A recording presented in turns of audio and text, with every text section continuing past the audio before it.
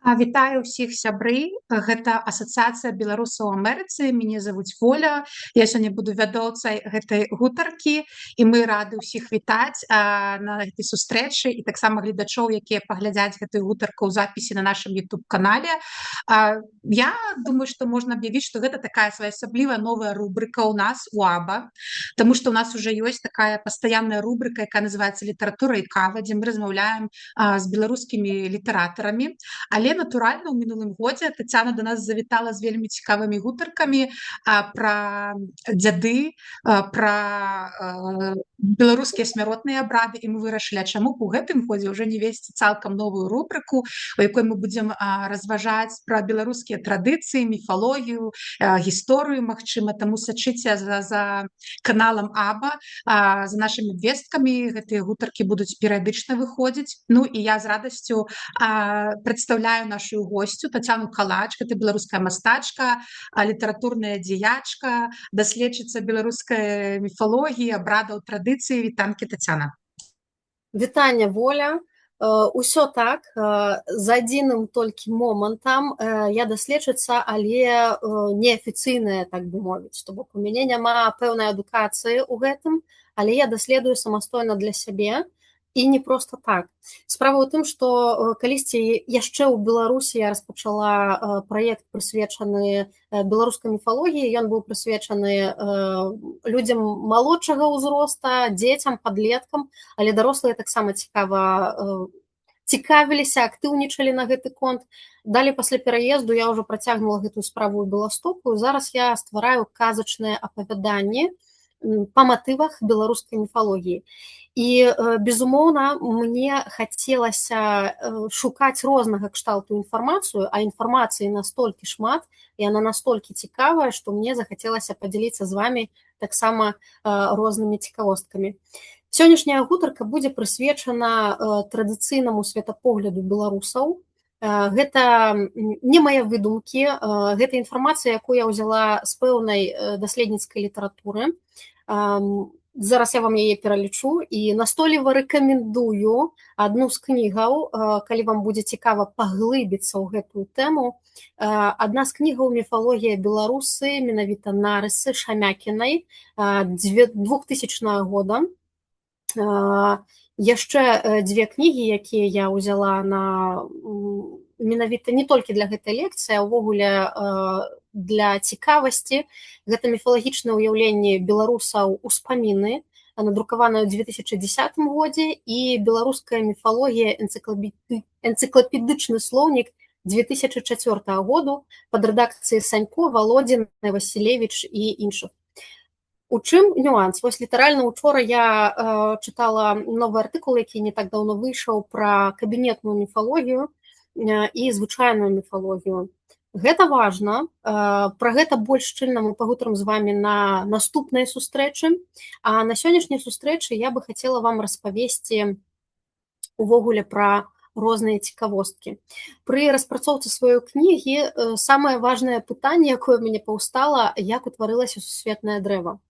Можаце ў чаціку пазначыць, ці вы ведаеце, што такое сусветнае дрэва, ці ўвогуле сутыкаліся вы шчыльна з беларускай міфалогіяй, ці вы ведаеце, у чым розніца кабінетнай міфалогіі і звычайнай міфалогіі. Гэта нам спатрэбіцца таксама і для будучых нашых сустрэчаў. Сёння ў нас будзе гутарка пра стварэнне сусвету, з чаго пачынаўся сусвет. Ці бачна прэзентацыю? Так, все бачна. Цудоўна. То бок на заднім фоне ўжо на гэтым фота вы бачыце некаторыя падказачкі, што гэта не проста сусвет, гэта перамяшэнне сусвету жывых, сусвету памерлых, інша свету таксама троху пра ўсё гэта пагутарым. Але з чаго ўсё пачыналася?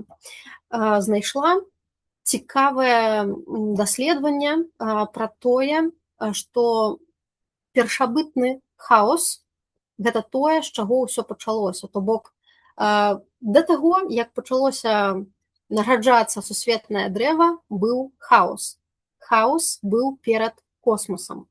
Чаму менавіта такія падзяленні?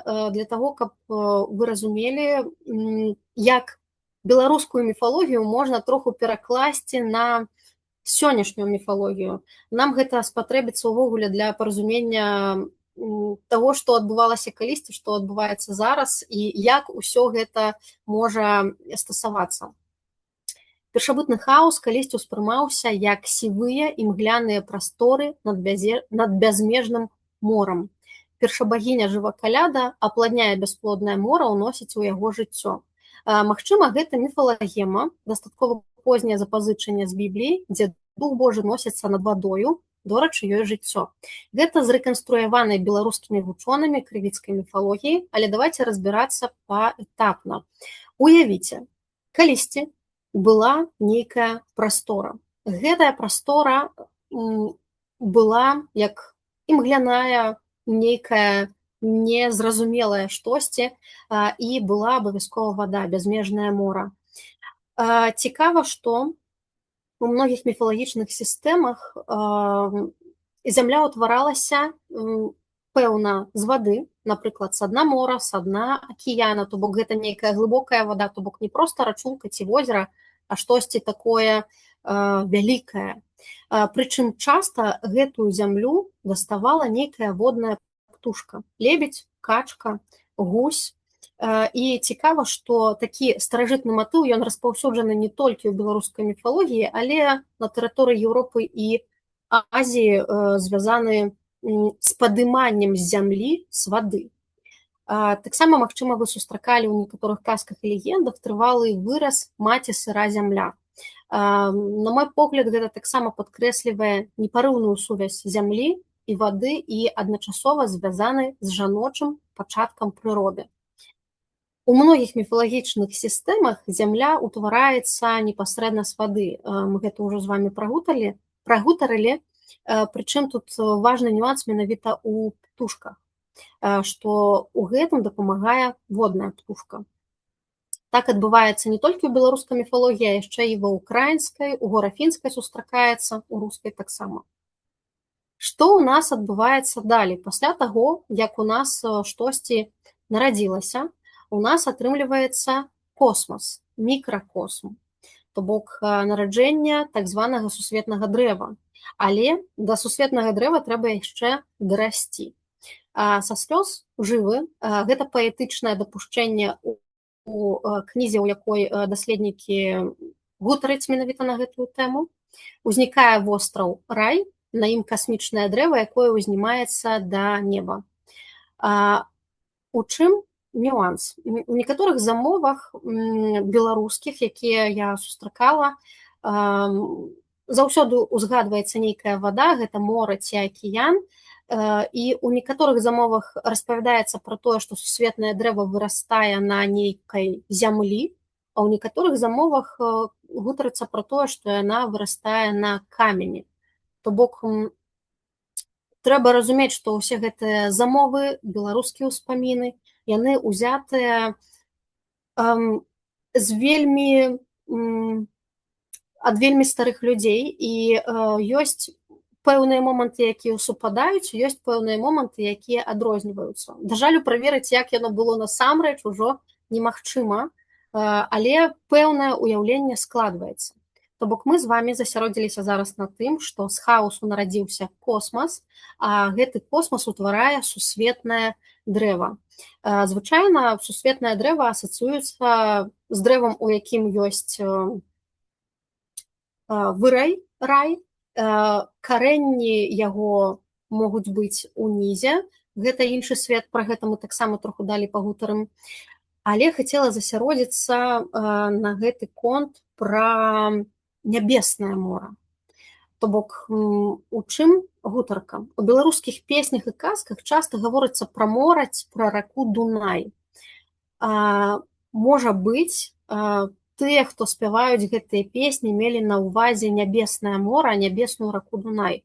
То бок гэта такая міфалагема, і, магчыма, слова Дунай першапачаткова называлі ўвогуле любую раку, ці хутчэй за ўсё міфалагічную раку, то бок нейкія ўяўленні пра яе. Напрыклад, старажытныя арыйцы верылі, што ўсе зямныя рэчкі бяруць пачатак на небе, а наконт Ганга індусы мяркуюць так і цяпер. І, дарэчы, у Мазырскім раёне Беларусі ёсць возера Буян. І мы бачым на слайдзе, што востраў Рай-Буян мог быць зусім не толькі ў зямным акіяне моры, але і на небе. І такім чынам акіян прасочваецца не толькі на зямлі, але і на небе.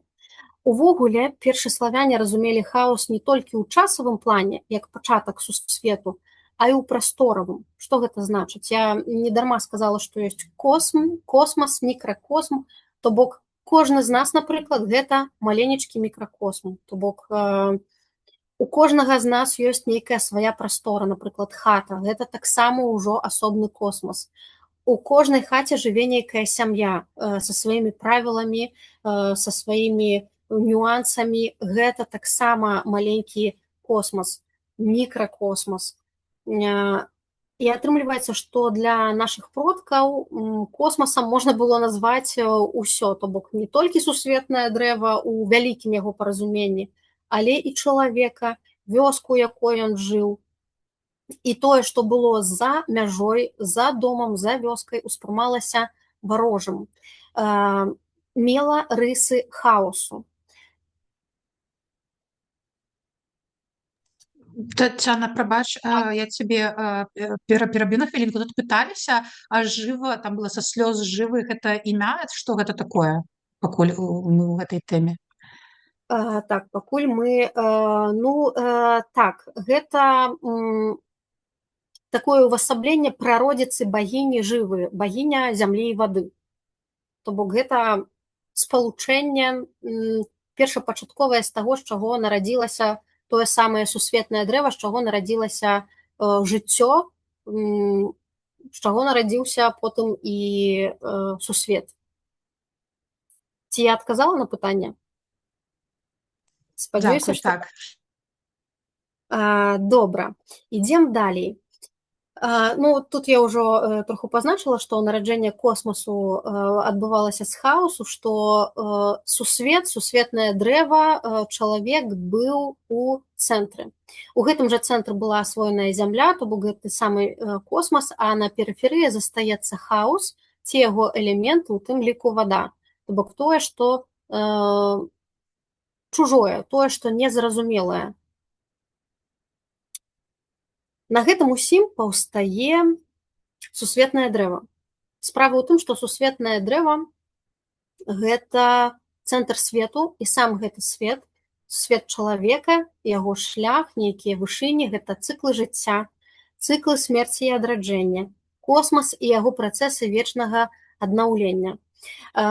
Звычайна лічылася, што пра дрэва, то бок самае першае дрэва, сусветнае дрэва, злучае ў сябе 3 вертыкальныя сферы – неба, зямлю і падземля. Па меркаваннях даследчыкаў, гэтае дрэва знаходзіцца ў цэнтры сусвету, неба, яго карона. На вяршыні размяціліся сонца, птушка, у выглядзе птушкі. На галінах, па версіі валачобнай песні, гараць свечы зоркі. У галінах сусветнага дрэва размяшчаўся так званы птушыны вырай, а ў каранях змяіны. Сусветнае дрэва расце на вялікім валуне, які стаяць пасярод бясконцай вады акіяну.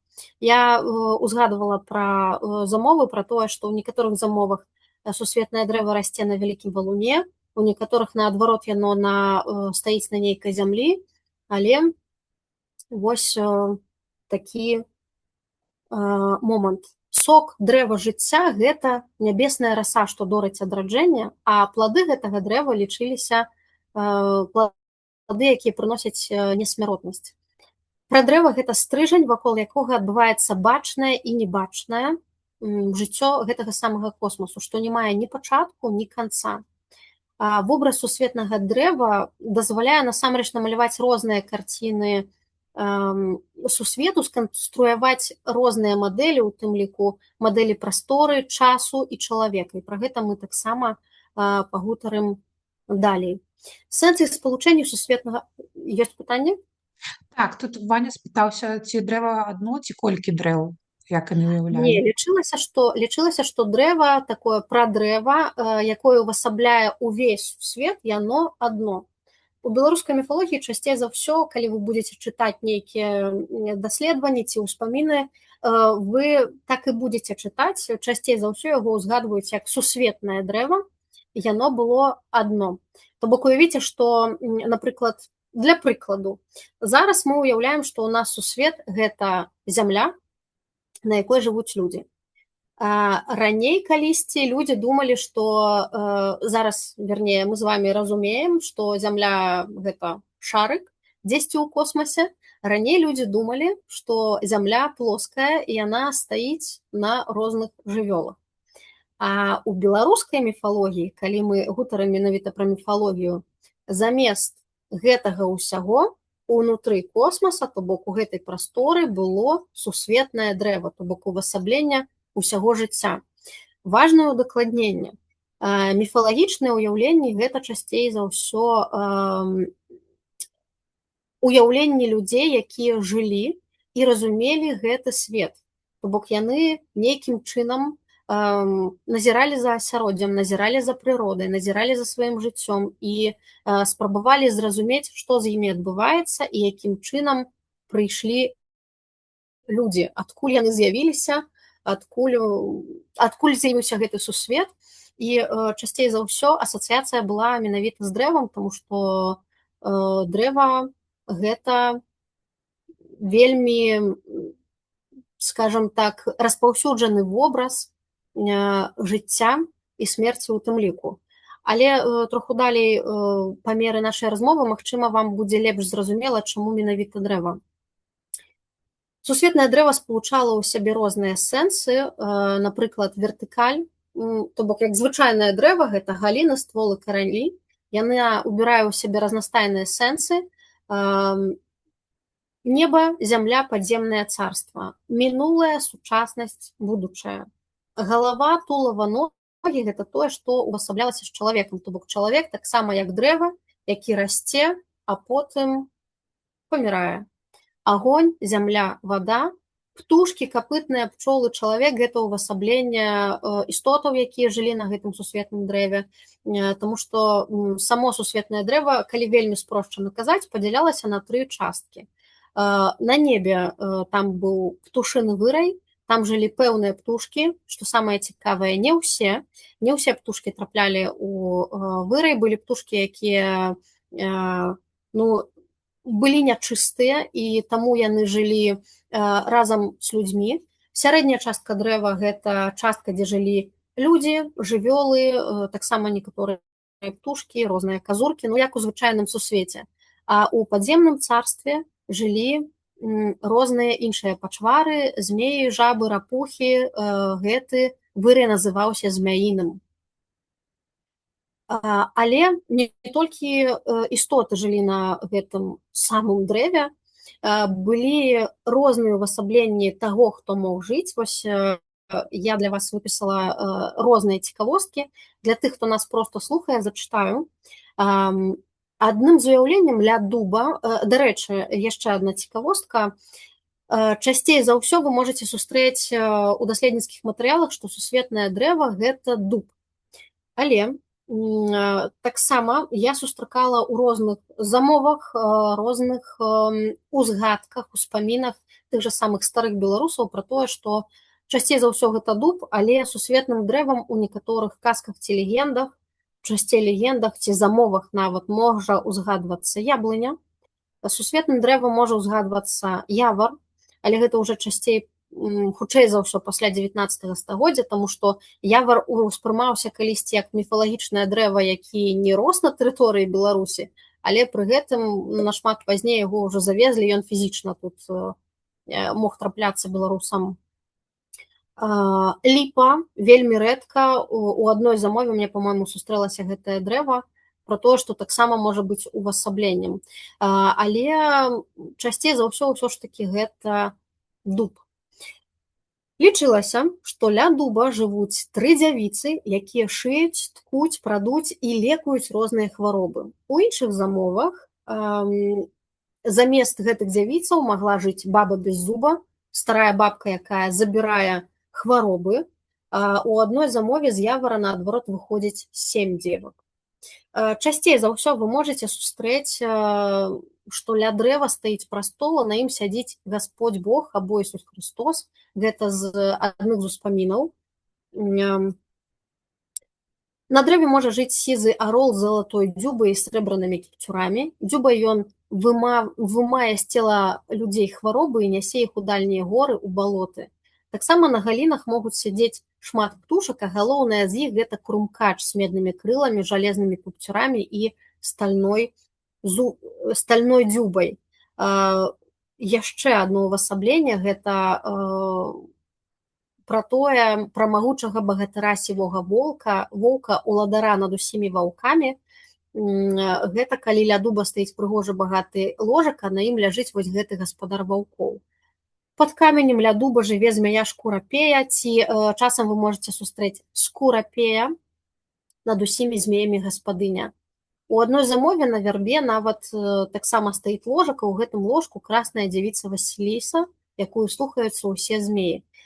Гэта такія цікавосткі, якія сустракаюцца радзей за ўсё. Часцей за ўсё можна сустрэць змяю шкурапею, ці бога, які жыве каля гэтага дрэва, ці пэўныя ўзгадкі пра гару, пра рэкі, якія там працякаюць.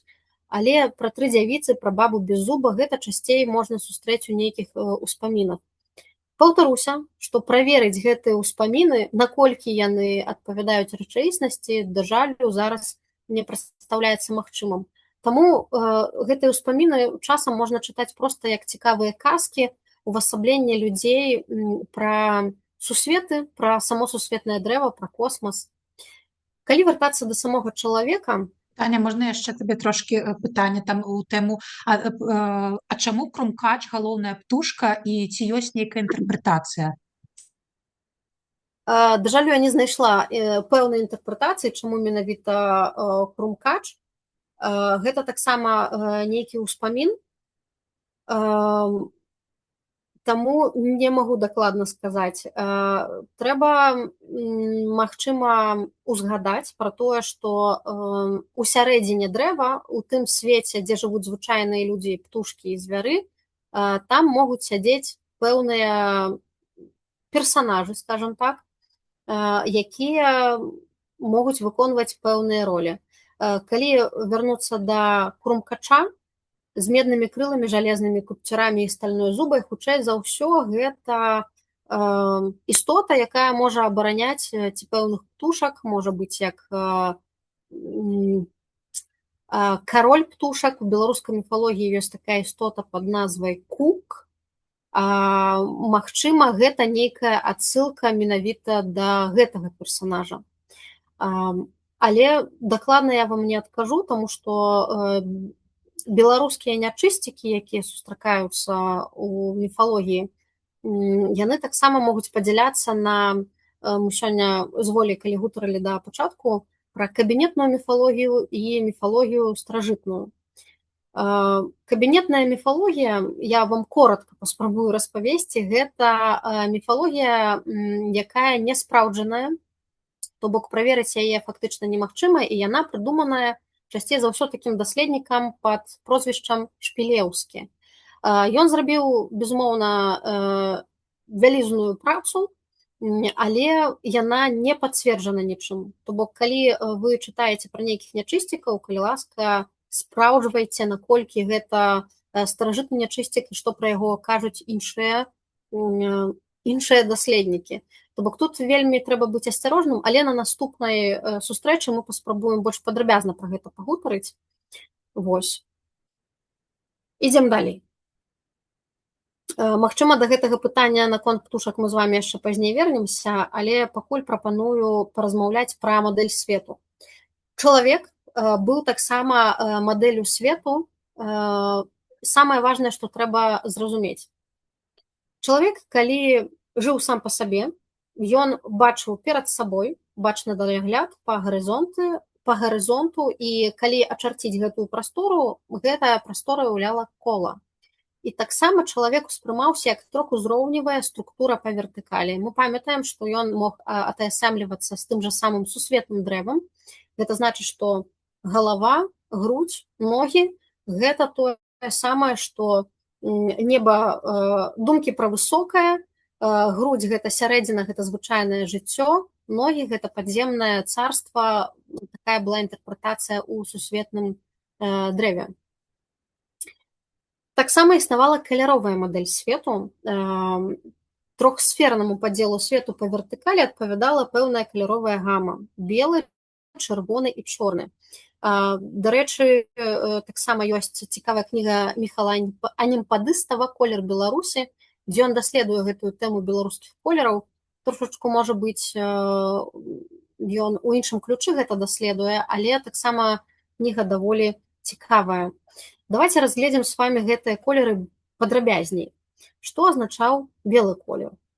Белы колер часцей за ўсё асацыяваўся з небам. Логіка была простая. Неба давала святло, і таму было звязана з белым коранем. Ёсць некаторыя даследаванні, якія даказваюць, што корань куб, купала, значыць белы. Мяркуюць, што слова белы узыходзіць ад санскрыцкага слова свяціць, і адсюль бес, першапачаткова багоўнік, светлы, добры, уласна, як Люцыфер.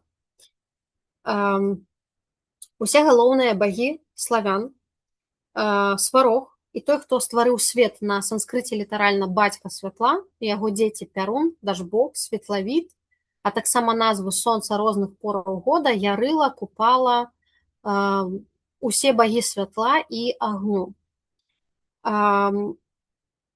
Слова «белы» азначае не толькі святло, але і ўсё святое. Таму гарады і краіны, у назве якіх ёсць корань бел, лічацца месцамі незвычайнымі і святымі.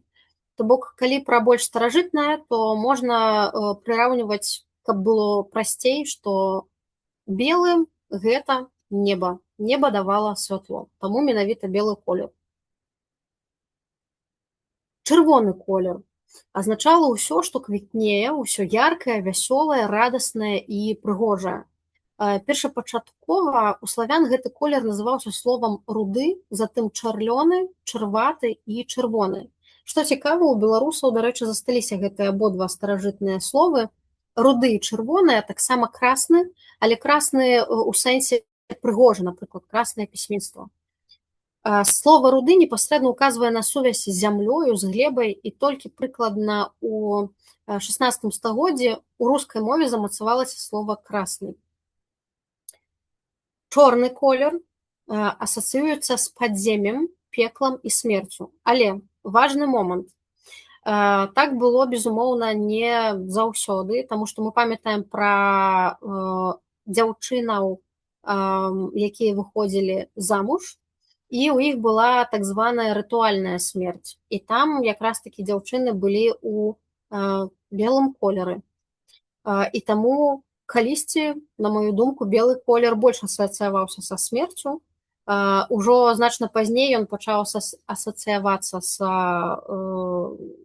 тым, з чым асацыюецца. Але, калі я штосьці кажу неправільна, вы заўсёды можаце паправіць мяне ці удакладніць пэўныя моманты, якія вам захочацца пракаментаваць. Першапачаткова слова «чорны» мела значэнне няясны, няпоўны, нічыйны. Мне падаецца, гэта прадугледжваецца з тэмай космасу, з самым пачаткам стварэння сусвету, калі чорны – гэта значыць нічога не бачыма, нічога не бачна.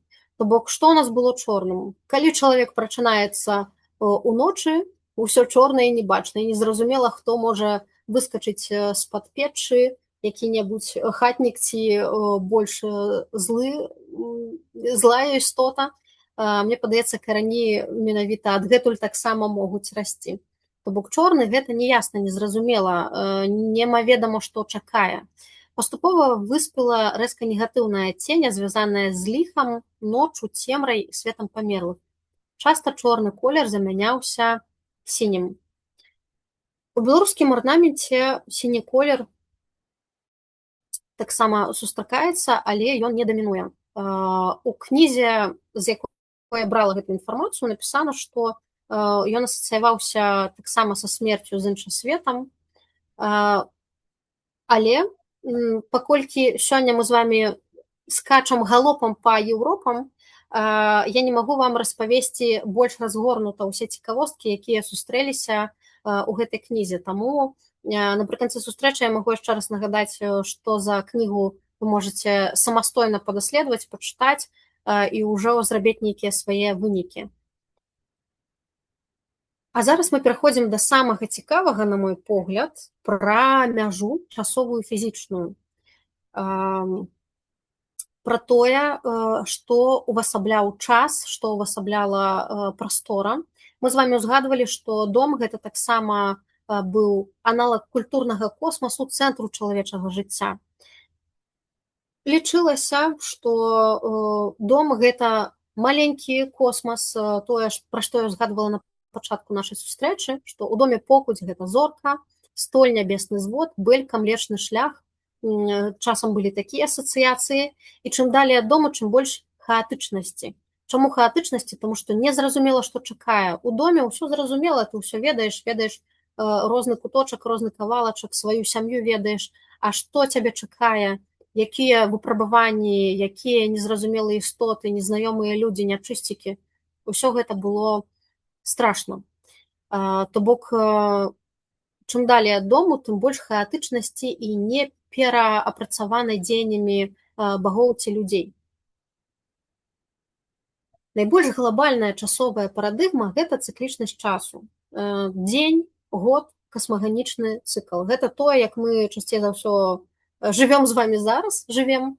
Чалавек міфічнага грамадства жыў нібыта ў двух вымярэннях. У часе прафанным і часе сакральным. У чым розніца? Час прафанны – гэта звычайны час, які існаваў лінейна. Там існавала будзённае жыццё, старэнне і смерць. Гэта той час, які зараз бярэцца за аснову. Час сакральны – гэта міфалагічны час, дзе часу ўвогуле не было.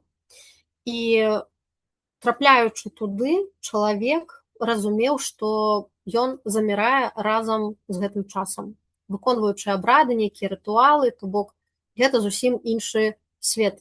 Імітуючы мадэль гераічнага жыцця, дзе ў іншым пазбаўленым хады часу вымярэнні адвечна існуюць і багі, і першапродкі, і героі.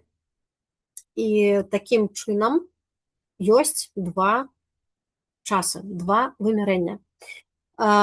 Нагу для міфічнага мыслення уласціва такая своеасаблівая часовая дваістасць, што падзеі ў іх разгортваюцца на дыскрэтных лінейных адрэзках, якія у рэшце рэшт утвараюць нейкую часовую пятлю. Пра смерць і жыццё заўсёды гутарыцца асобна. Беларусы ўспрымалі цыклічнасць смерці і жыцця па аналогіі з тым, што яны бачылі, тым, дзе яны жылі. Земляробчыя народы хавалі сваіх нябожчыкаў у зямлю па аналогіі з зернем, і тут мы бачым не прымірэнне са смерцю, а ўсведамленне яе як нейкага неабходнага моманту. Цела становіцца зямлёю, травою, пераходзіць у жывёлу, пасля ў чалавека, далей адлятае на сонца душа і зліваецца там з іншымі душамі, сагравае зямлю, зноў і зноў нараджае на ёй усё жывое. Уяўленне пра жыццё і смерць існавала як вечны кругаварот ператварэнняў і метамарфоз. Што цікава, мяне калісьці зацікавіла ўвогуле, так гэта тое, што беларусы даволі спакойна калісьці ўспрымалі смерць. У некаторых успамінах таксама захаваліся цікавосткі пра тое, што беларусы ведалі, калі памруць, то бок было нейкае такое у некаторых людзей усведамленне. Таксама зараз узгадаўся ўспамін пра тое, што сям'я звычайная, абед, дзядуля у гэтай сям'і кажа: так, мы зараз паабедаем, вы мне падрыхтуйце, калі ласка, прастору, я паабедаю і памру. Родзічы яму пачынаюць казаць: дзед, ты што? Што ты такое кажаш? Усё будзе добра, а дзед насамрэч паабедаў, лёг на свой ложак і спакойна памёр. Гэта не адзін успамін у такім накірунку, насамрэч сустракаюцца такія цікавосткі пра тое, што некаторыя людзі адчувалі, што іх час падыходзіць да сканчэння і абсалютна спакойна да гэтага ставіліся. Дарэчы, як і родзічы.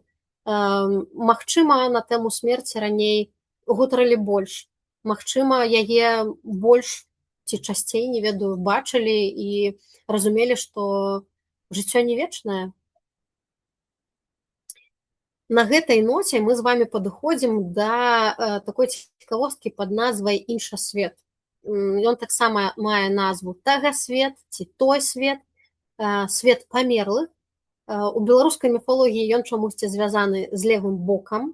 Ну, чамусьці, напэўна, таму што правы бок гэта правы, левы бок гэта бок нячысцікаў.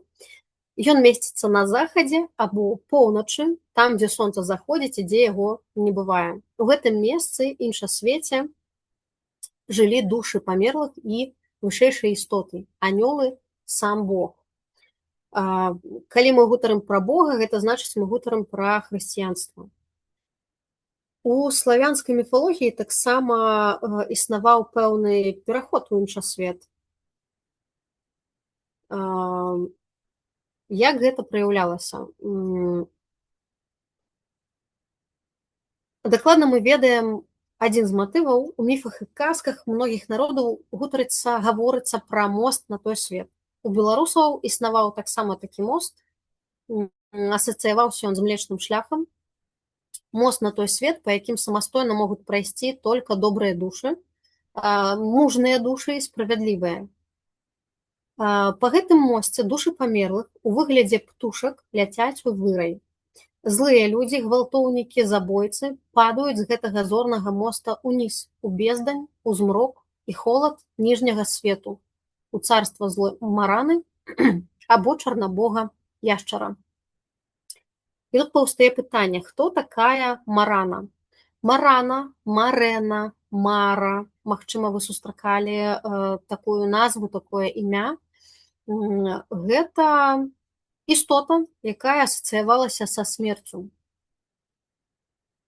Людзі здаўна ведалі розныя спосабы узмацніць ці паслабіць сувязь з душамі памерлых. Звычайна кантакт часцей за ўсё ўстанаўліваўся ў снах. Дарэчы, пра сны мы таксама пагутарым на асобнай сустрэчы. І каб паслабіць дзеянне душы, што вызвалілася ад цела, была такая цікавостка, каб жывыя пазбавіліся гэтага. Неабходна было пастрыгчы сабе валасы ці пасыпаць галаву попелам. Выраз пасыпаць попелам галаву узяты з Бібліі як напамін пра звычай яўрэяў пасылаць попелам галаву пры аплакванні няшчасця. Важны момант. Таксама мы сёння вельмі скарочана пра гэта гутарым, але беларуская міфалогія шмат у чым перасякаецца з міфалогіямі іншых краінаў. То бок, калі вы, напрыклад, будзеце штосьці чытаць з розных міфалогіяў, вы пабачыце, наколькі падобныя існуюць рэчы, якія прасочваюцца не толькі ў беларускай міфалогіі. І наадварот, калі вяртацца да гутаркі пра душы, каб зберагчы сувязь з душою, неабходна было пакласці у труну да нябожчыка, напрыклад, пасмачку сваіх валасоў. Таксама гэты жэст прасочваецца не толькі ў беларускай міфалогіі. Можна было класці не толькі пасмачку, ці наадварот забіраць пасмачку валасоў ад памерлага і такім чынам захаваць з ім нейкую сувязь. Існавала насамрэч шмат розных прыкметаў і павер'ях, павязаных са смерцю. Вы асобна можаце паглядзець таксама на канале Аба. У мінулым годзе мы ладзілі такую сустрэчу. І вяртаючыся да душы чалавека, душа звязвае два сусветы. Рэальны, часовы і вечны, сінгулярны, таксама трохмерны, чатырохмерны, матэрыяльную рэчаіснасць і іншы свет. Чалавек, як жывая істота, на сутыку двух сусветаў. Таксама хацела вам зачытаць некаторыя цікавосткі. Магчыма, вам будзе цікава. У нас яшчэ ёсць, я гляджу, троху часу. Пра тое, як пачыналася замагільнае жыццё душы. Напэўна, вы ведаеце, што нават у сучасным часе, пасля таго, як памёр чалавек, ёсць пэўныя дні, калі памерлага ўзгадваюць. Вось лічылася, што пасля смерці фізічнага цела душа пэўны час ходзіць па зямлі для таго, каб развітацца з усімі. Спачатку, у першыя дні душа развітваецца з блізкімі ў сваёй хаце. Далей яна ідзе па роднаму знаёмаму суседнія хаты, такім чынам усё больш аддаляючыся ад свайго дому і зямнога жыцця. Далей душа развітваецца з усім сусветам і нарэшце адыходзіць кудысьці, куды душа можа адысці. У яе ёсць некалькі варыянтаў.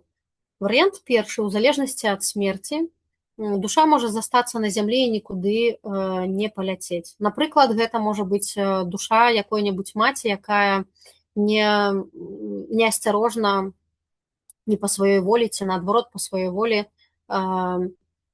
выпадкова страціла сваё дзіця, і гора гэтай матулі настолькі моцнае, што яна не можа адысці ні ў вырай, ні ў пекла. І ходзіць па зямлі, можа ператварыцца адзін з варыянтаў у нейкага нячысціка. Душа русалак, русалкі такія істоты, з якімі вы дакладна хутчэй за ўсё перасякаліся ці чулі штосьці. Гэта неупакоеная душа жанчыны ці дзяўчыны, якая страціла сваё жыццё праз каханне, якое не давялося ёй адчуць, непадзеленае каханне, і такім чынам таксама засталася дзесьці паміж сусветаў у іншасвеце. Самыя простыя варыянты, калі душа чалавека можа адысці, паляцець у вырай, гэта душы добрых людзей, мы з вамі ўзгадвалі раней, ці наадварот зваліцца ў пекла. Дарэчы, тут на прэзентацыі вы бачыце кадр з мультфільма «Беларускія прымаўкі». Вельмі раю паглядзець гэты мультфільм, ён, падаецца, ёсць у ютубчыку. Тут зроблены ён з дапамогай выцінанкі, вельмі каларытны, атмасферны, раю. Таксама час ад часу задаюць такое пытанне, у якіх сусветах жылі нячысцікі і душы памерлых продкаў. Напэўна, лагічна будзе падумаць пра тое, што адныя, што іншыя жылі ў іншасвеце. Аднак у некаторых выпадках яны маглі прыходзіць на зямлю. Нячысцікі, як і душы памерлых людзей, маглі праяўляцца і на зямлі, і ў фізічным свеце. Якім чынам яны маглі прыходзіць на зямлю? Ну, падчас пэўных святаў, падчас дзядоў, напрыклад, падчас радуніцы. Напэўна, вы таксама ведаеце пра гэтыя святы. І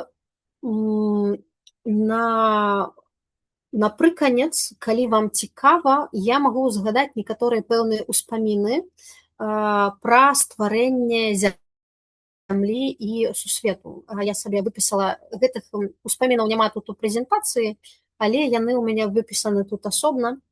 І таксама гэтыя ўспаміны хацела бы з вамі падзяліцца. Напрыклад, адзін з успамінаў запісаны у гарадскім пасёлку Парычы Светлагорскага раёна. Запісаны ён ад жанчыны, якая нарадзілася ў 1926 годзе.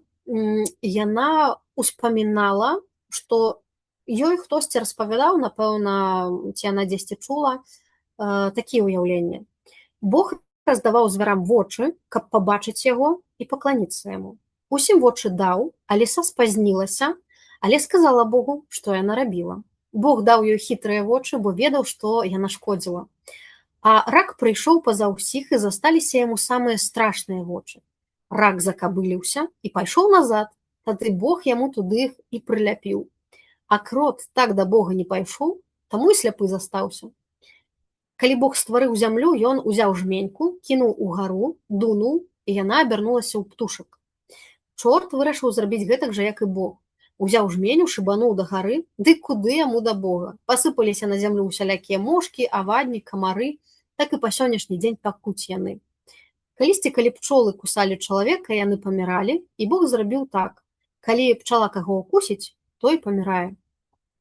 Ёсць шэраг успамінаў, не толькі ўспамінаў, увогуле легендаў ці казак нават пра тое, як Бог утвараў зямлю і як чорт, спрабуючы штосьці падобнае зрабіць, утвараў замест звычайнай зямлі, замест прыгажосці нейкія балоты, пушчы, пэўныя дрымушчы лясы і такое асяроддзе, дзе маглі вадзіцца збольшага нячысцікі. Яшчэ адзін успамін. Таксама жанчыны запісаны ў горадзе Гомель. Жанчына, народжаная 1962 годам. а ўспамін з 2004 года. Успамін такі. Свет состоит з частак. Зямля, вода, огонь и воздух. Зямля круглая, и там нету края. Выказывание «пайсці на край света» означае «пайсці туды, дзе далёка». Яшчэ не толькі адзіны ўспаміны, людзі ўзгадывалі пра тое, пра што мы гутарылі з вамі на пачатку сёння, што свет гэта талерка, яна круглая, і ў яе ёсць край. Яна знаходзіцца далёка-далёка, мы яго не можам бачыць. Ён там, дзе неба зліваецца з зямлёй. У іншым успаміне, які таксама падобны пра талерку, узгадваецца такое. Старыя людзі казалі, што ў зямлі ёсць край, і вось як станеш прама ды паглядзіш далёка-далёка, дык відна, што неба і зямля зліваюцца. То кажуць, гэта і ёсць канец света. Яшчэ матка пакойная расказвала, што ёсць 7 нябёсаў, і што калі чалавек пападзе менавіта туды, ён будзе шчаслівы. Што неба цвёрдае, а да яго прылеплены звёзды. Зараз магу зачытаць менавіта так, як быў запісаны гэты ўспамін. Звёзды на небе то душы людзей. Калі нараджаецца чалавек, на небе зорачка паяўляецца, а калі той чалавек памірае, дык зорка падае. Свет стварыў Бог за 6 дзён. У 6-й дзень сделаў Бог чалавека і назваў яго Адамам і сатварыў яму жэншчыну, а на 7-й дзень прыказаў Бог усім аддыхаць. Да начала свету была цемраць. Сонца і звёзды Бог стварыў. Першыя людзі жылі ў раю. Бог сказаў ім, каб не елі плады з аднаго дрэва, а чорт падкінуў змея, той падгаварыў Еву ўзяць гэтага дрэва яблыка. Ева стала есці яблыка, а потым дала Адаму. Стаў той есці, Бог гэта ўбачыў, Адам спужаўся і не пракатнуў тое яблыка. Вот і застрала яго ў горле, Бог сильна разлаваўся і выгнаў людзей з райскага саду. Так і пайшлі людзі па зямлі. У кожнага чалавека анёл-хранитель. Калі чалавек памірае, то анёл пакідае яго. Ці калі чалавек нешта нядобрае зробіць, анёл пакідае.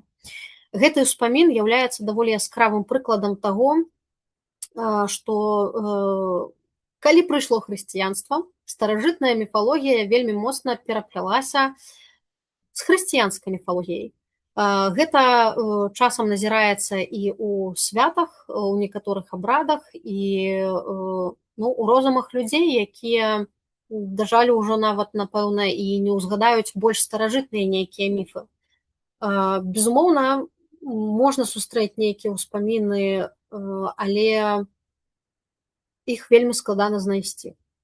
Магчыма, калі пашукаць, штосьці можна вельмі цікавае знайсці, таму што зараз вось я разгледжваю некаторыя ўспаміны, там таксама узгадка старых людзей пра вялікі акіян, пра 3 вялікія кяты, якія дзяржалі на сваёй спіне 3 сланоў. То бок усё гэта трошачку, на мой погляд, не зусім аўтэнтычнае, але гэта тое, што памяталі людзі. Яшчэ ёсць некаторыя ўспаміны пра стварэнне чалавека.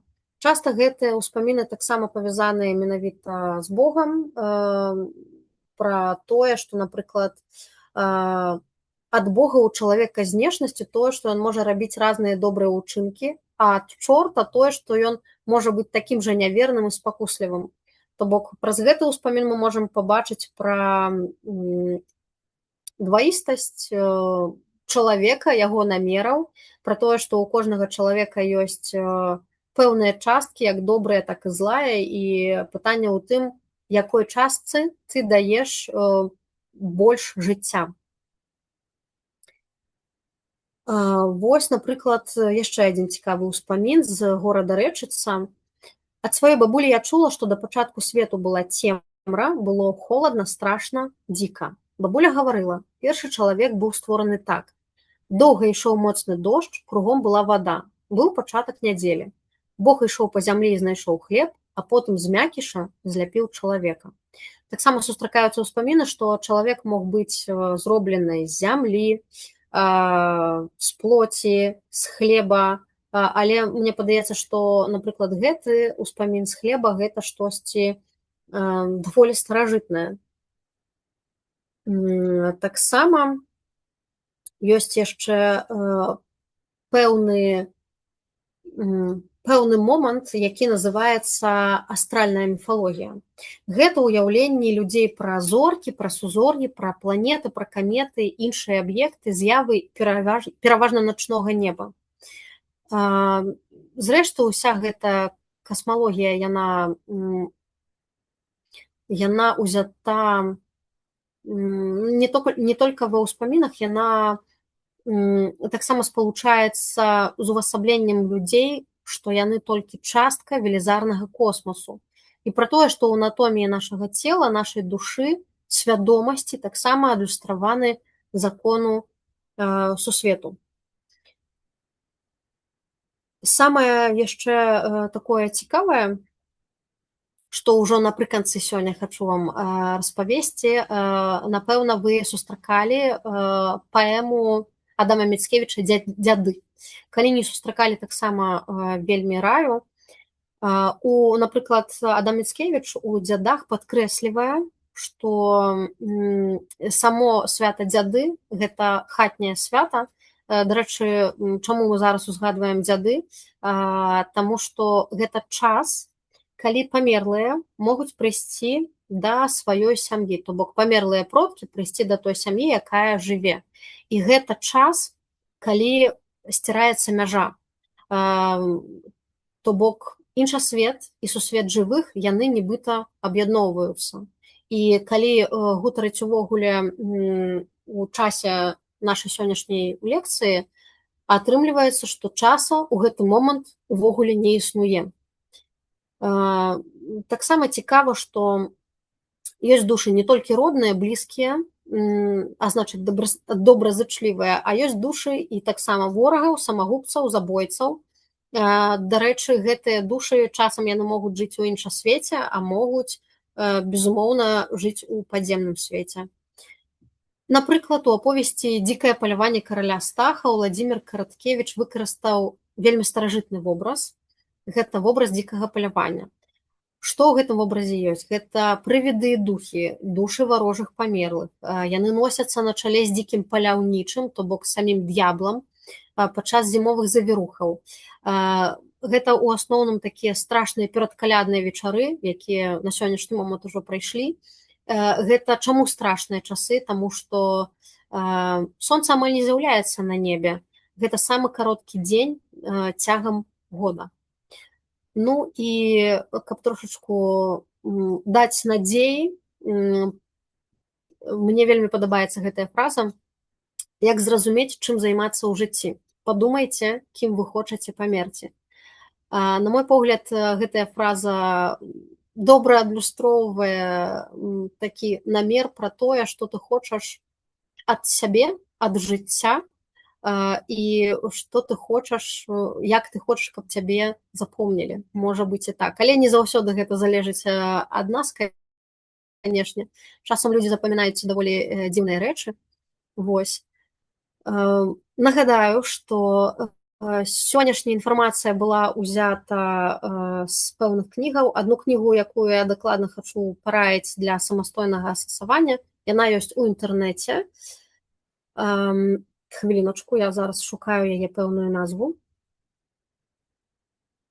Так. І так. Гэтая кніга называецца «Міфалогія Беларусі», «Міфалогія Беларусі. Нарысы», Шамякіна, 2000 год.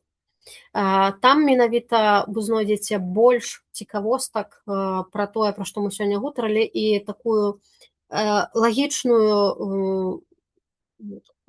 ланцужок і аб'яднання з іншымі міфалогіямі. То бок, якім чынам усё гэта паўстае, таму што сёння у нас так даволі галопам па Еўропам, даволі сціслая інфармацыя, пра гэтую тэму можна гутарыць бясконца.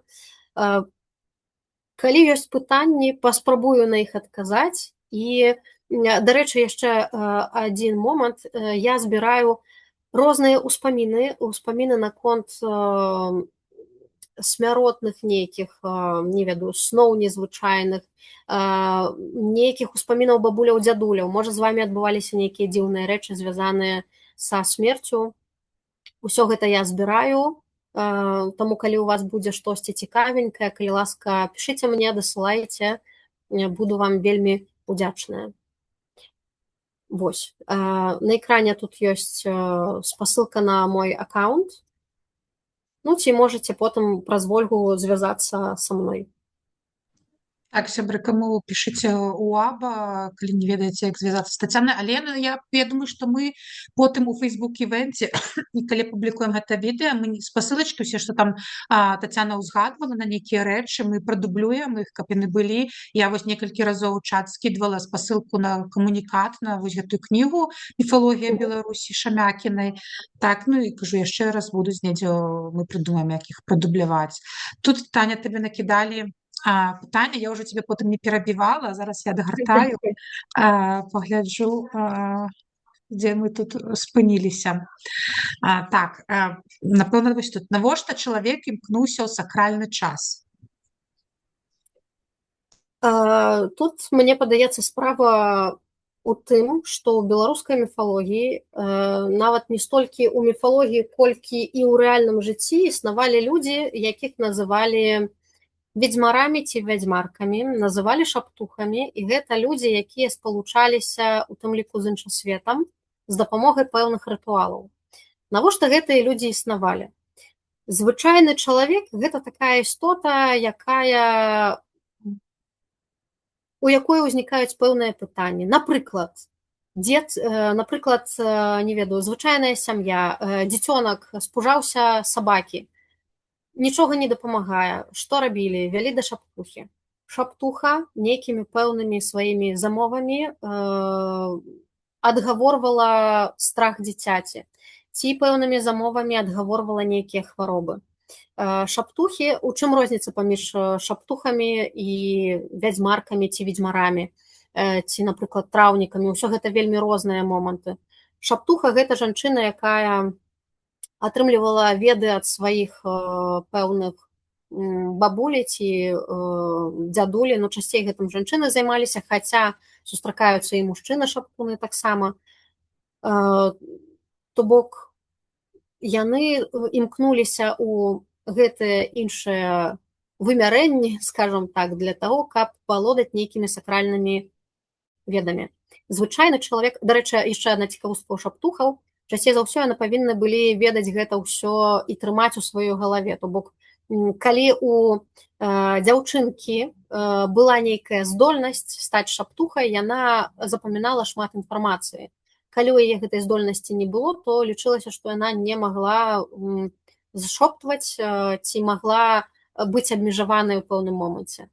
Іншы прыклад. Ведзьмары ці вядзьмаркі. Гэта людзі, якія мелі негатыўны кантэкст, і да іх прыходзілі, скажем так, каб навесці порчу.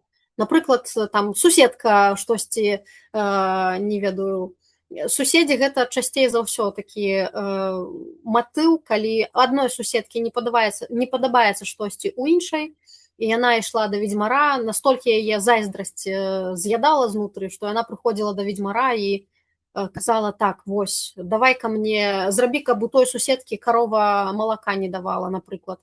Ці калі адной жанчыне спадабаўся іншы мужчына, і яна хацела яго зачараваць, увесці, напрыклад, у іншай жанчыны, то бок таксама распаўсюджаны матыў. І гэтыя ведзьмары ці вядзьмаркі спалучаліся з дапамогай пэўных дзеянняў з іншымі сусветамі, з іншасветам часцей за ўсё.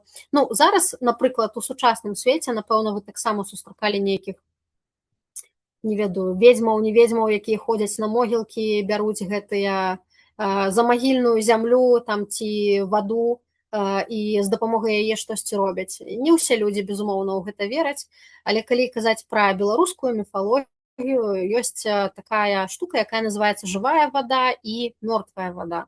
Вось лічылася калісьці, што мёртвая вада гэта вада пасля абмыцця пакойніка.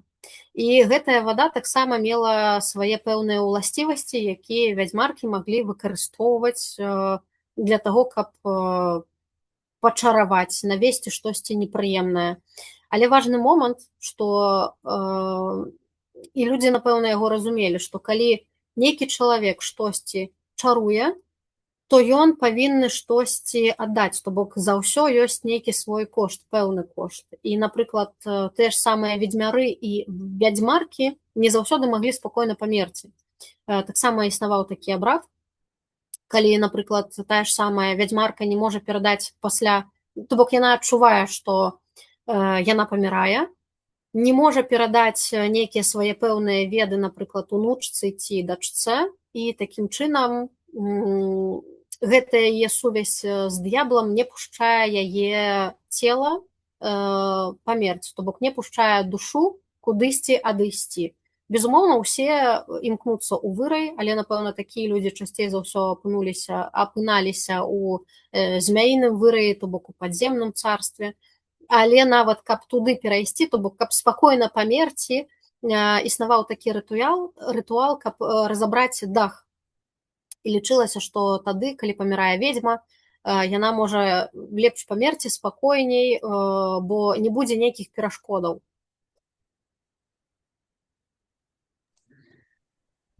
Ці адказала я на пытанне? Я думаю, вельмі разгорнута. Далей Ваня тут увогуле так занурыўся ў тэму, таму ён такое вельмі пытанне задаў. Калі гаворыць пра дрэва, ці існавала ўяўленне пра адзіны час для ўсіх сучкоў гэтага дрэва, ці ў кожнага быў свой асабісты? Не ведаеце такое? Так, я разумею пытанне, гэта вельмі цікава. Мне вось літаральна недавно трапляўся ўспамін пра замова пра сусветнае дрэва, пра тое, што нібыта на сусветным дрэве 12 кокатаў, 12 пэўных сучкоў вось гэтых.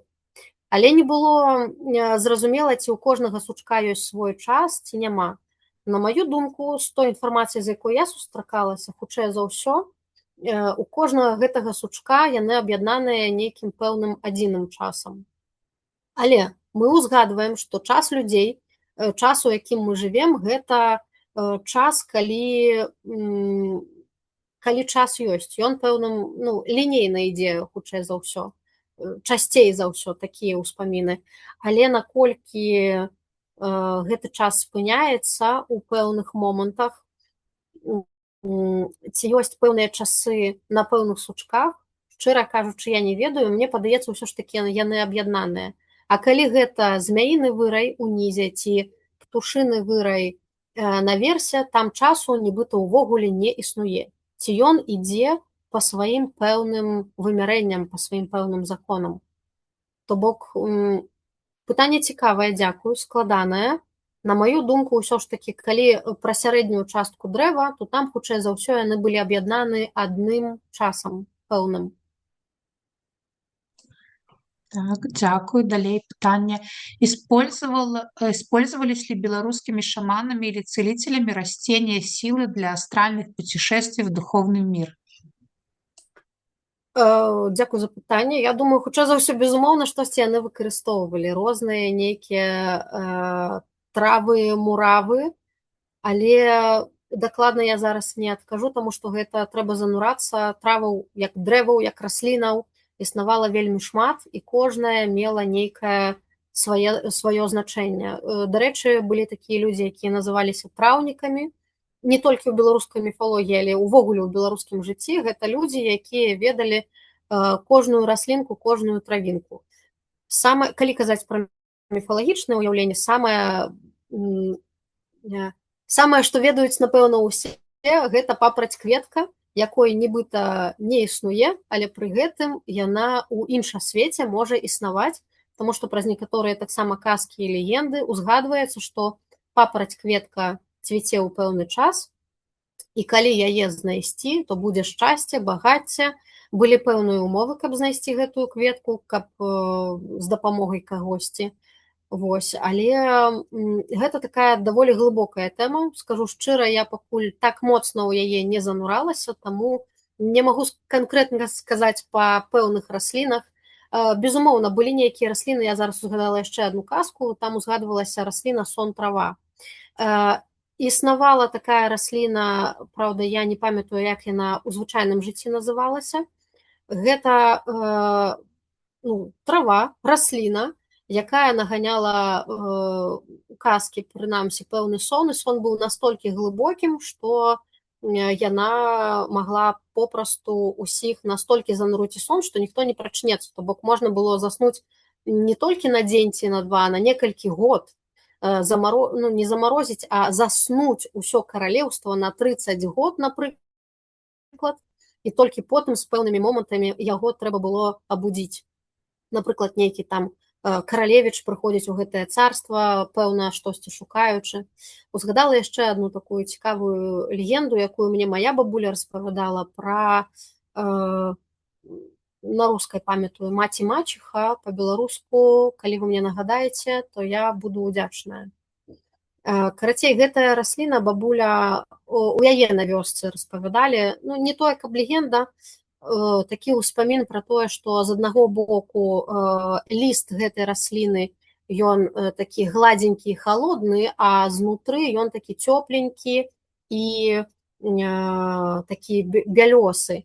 І мая бабуля распавядала, што гэта таму, што з аднаго боку матуля, таму што сваё роднае, а з іншага боку мачыха, то бок няродная, якая заўсёды халодная, то бок нібыта адсюль пайшла назва гэтай расліны.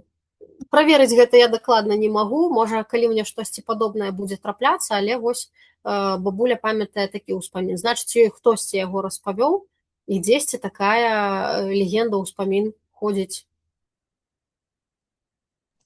Дзякую, дарэчы, я паглядзела толькі што хуценька ў слоўніку, а маці-мачыха падбел па-беларуску будзе. Падбел? Так. Цікава, дзякуй. Вось, ну, прынамсі, слоўнік так кажа. Я таксама не чула, але, ну, магчыма. Дарэчы, я хацела цябе пытанне задаць. Я тут бачу якраз у цябе вось зорачкі на малюнку. Я вспомнила, што ты сказала, што ў іх было ўяўленне, што там, калі чалавек нараджаецца, запальваецца зорка, калі памірае, яна падае. Але я памятаю, што мне бабуля наадварот казала, што калі чалавек памірае, ён становіцца зорачкай на небе. Так. Насамрэч у беларускай міфалогіі шмат дуальнасці. Што гэта значыць? У залежнасці ад вёскі ці ад пэўнай мясцовасці людзі маглі па-іншаму трактаваць аднолькавыя рэчы. То бок у адной вёсцы лічылася, што калі зорка ўстае, гэта значыць нарадзіўся нейкі добры чалавек, і што яна яму свеціць, а як толькі гэтая зорка падае, значыць чалавек памірае. У некаторых мясцовасцях кардынальна наадварот. І так прасочваецца насамрэч ва ўсёй беларускай міфалогіі, то бок калі вы чытаеце, ну, калі раптам вы будзеце сустракацца з нейкімі зноўку успамінамі, даследаваннямі, глядзіце, дзе гэта. То бок, асабліва, калі ёсць нейкія запісы, дзе гэты ўспамін быў узяты, ёсць пэўныя моманты, чаму так ці гэта. То бок, бывала такое, што нават у двух суседніх вёсках маглі быць кардынальна розныя значэнні. Чаму менавіта так? Ну, напэўна, хтосьці па-рознаму запамінаў, можа быць, у кагосьці так спрадвеку павялося, і таму менавіта так, а не гэтак. Дзякуй. Тут яшчэ ёсць пытанне, ўжо хтосьці да купальня рыхтуецца. Ці ёсць такія сімвалы, без якіх купаля немагчыма назваць купалем? Можа, ёсць рэкамендацыі, што пачытаць? Што пачытаць? Гэта добрае пытанне. Не магу таксама сказаць дакладна на гэты конт. Я бы параіла, калі вы хочаце занурыцца ў гэтую тэму, пачытаць розныя ўспаміны. Таксама ёсць, вось не толькі тая кніга, ёсць насамрэч некалькі кнігаў пра міфалогію Беларусі, надрукаваную ў розныя гады, ў 2004-2014, але там пэўныя моманты, якія могуць быць так званай кабінетнай міфалогіі, бо яны не зусім правераныя. Калі вы з гэтымі кнігамі сутыкаліся, вы можаце паспрабаваць пашукаць кнігі пад рэдакцыяй Валодзінай, напрыклад, ці, дарэчы, вось у мяне тут адкрыты сайт цікавы, зараз, калі я знайду, беларускі народны каляндар. Я магу воле даслаць, і, можа быць, вы там таксама знойдзеце нейкую цікавую інфармацыю для сябе. Моя рэкамендацыя ў тым, каб не верыць усяму, што вы чытаеце, а спрабаваць знайсці разнастайную інфармацыю і занурацца ў дэталі. То бок, калі вы, напрыклад, бярэце нейкія пэўныя інтэрнэт-старонкі, не аналізуйце, спрабуйце лепш занурыцца ў інфармацыю. Дарэчы, ёсць яшчэ адна цікавая кніга пра традыцыі. Яна, нават я вам две параю. Адна, вось, вяртаючыся да папярэдняга пытання, расліны ў сістэме традыцыйных ведаў беларусаў. Хвіліначку. Расліны ў сістэме традыцыйных ведаў беларусаў, гэта праект, я гэтую кнігу яшчэ не чытала, але я ўзяла сабе паглядзець, гэта 2019 год, і пакуль я не магу, паколькі я не чытала, не магу вам дакладна сказаць, наколькі яна вартая ці не, але тут таксама ёсць розныя цікавыя адсылкі. І ёсць яшчэ пра, зараз я паспрабую знайсці гэтую кнігу, пра беларускія фальклорныя узгадкі пад рэдакцыяй Валодзінай. Тацяна Валодзіна, калі я не памыляюся, асобна выпускала пэўныя кнігі. Валодзіна «Ядранае жыта гаспадара Кліча». Напэўна, так называецца гэтая кніга.